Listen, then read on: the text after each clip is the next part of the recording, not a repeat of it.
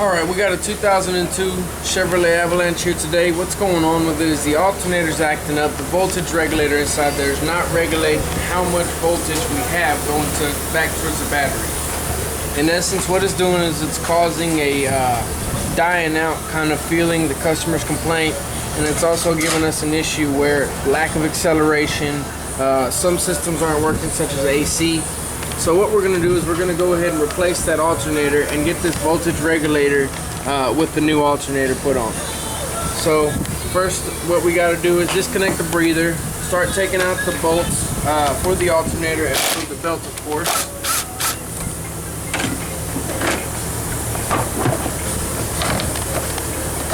Once you get that breather off to the side, you can loosen up the belt a little bit.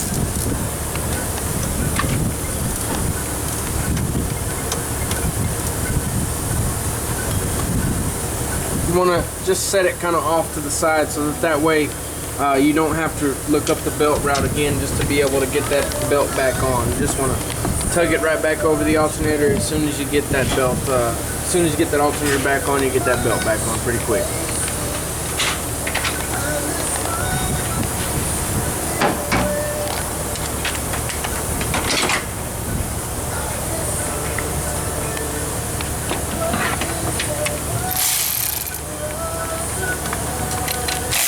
Right there, you want to loosen up your power going to the battery. That's basically what that is a receiver wire back to the battery to let you know that your battery is being charged by the alternator. Tuck that off to the side where it's not going to touch any grounds on the vehicle so it doesn't spark or create any problems as arcing or anything like that. Unplug the alternator so that way you have no longer any electrical connection going to the alternator.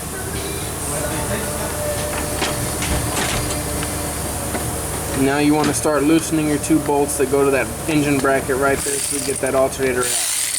The alternator itself is grounded out through the bolt to the engine bracket. As you can see, that ground indication right there.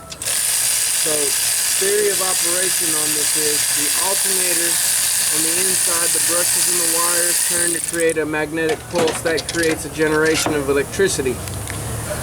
Then in turn, once you got your generation of electricity back flowing through this wire here, you get your battery charged.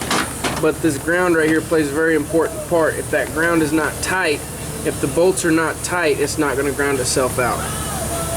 So now what you want to do is take that alternator, gently rise up on it so that way you can get it loose from the grounds and the bolts. And just lift that alternator up and out. There you have it.